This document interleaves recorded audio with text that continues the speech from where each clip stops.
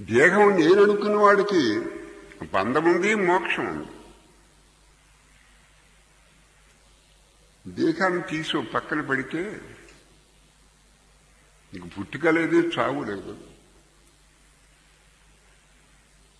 బంధం లేదు, మోక్షం లేదు.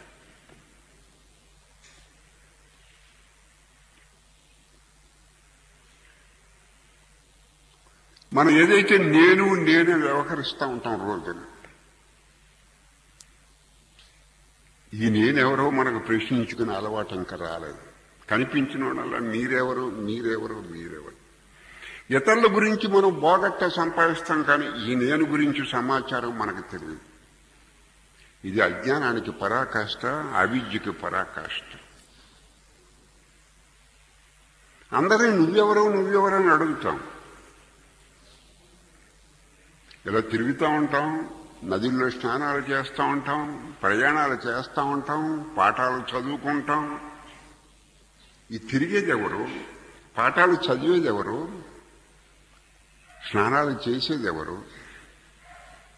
ఈ నేనెవరు, నువ్వెవరు అని ఇప్పుడు ఎంతవరకు మనం ప్రశ్నించటం లేదు. సమాజాన్ని ఉద్ధరిస్తానంటాం, మంచిదే. సమాజాన్ని ఉద్ధరించి ఈ నేనెవరని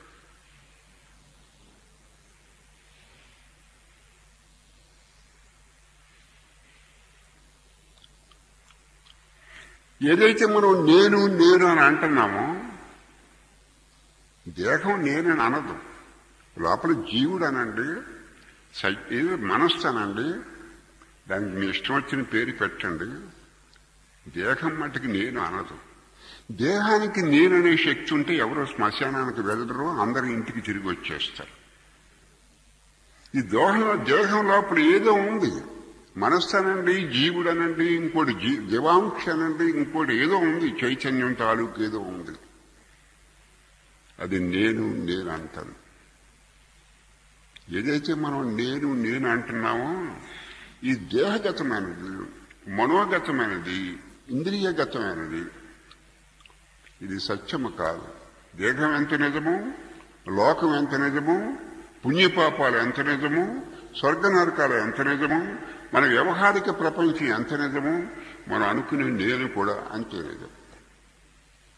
దేహం చనిపోయినప్పుడు నేను చనిపోతున్నాను అనుకుంటాడు అందరూ. ఎవరో దేహం అనుకోదు. దేహం చనిపోయినప్పుడు నేను చనిపోతున్నాను దేహం అనుకోదు. దేహానికి భిన్నంగా ఉన్న నేను అనుకుంటాను. ఆ నేను అంత నిజము. నీ దేహానికి వచ్చే చావు కూడా అంతే నిజం.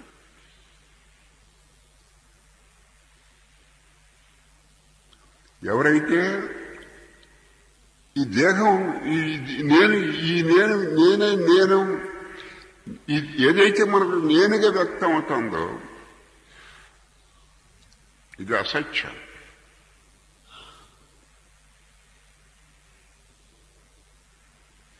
ఏదైతే మనకి నేనుగా వ్యక్తం అవుతుందో, ఏదైతే నేనుగా వ్యక్తం అవుతుందో అది బంధం.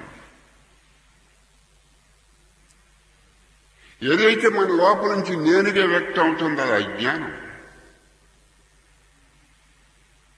ఏదైతే మనలో నేనుగా వ్యక్తం అవుతుందో అది అశాంతి.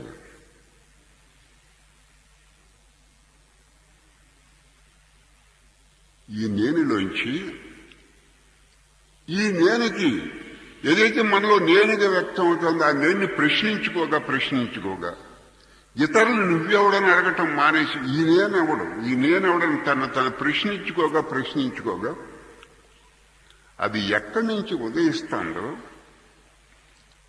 ఆ నేననే తలంపు లోపల నుంచి వస్తుంది. ఎక్కడి నుంచి వస్తుందో ఎవరికి తెలియదు. అది ఎక్కడి నుంచో ఆ నేననే తలంపు నీకు ఎక్కడ ఉదయిస్తుందో ఆ స్థానం నువ్వు తెలుసుకోగలిగితే అప్పుడు నీకు జ్ఞానం కలిగేది, శాంతి కలిగేది. అమృతం అంటే మృత్యువు లేని స్థితిని అమృతత్వం అంటారు. అప్పుడు అయ్యా నువ్వు మృత్యువులోంచి అమృతత్వంలోకి వచ్చేది, చీకట్లోంచి వెలుతురులోకి వచ్చేది, అజ్ఞానంలోంచి జ్ఞానంలోకి వచ్చేది, బంధంలోంచి మోక్షంలోకి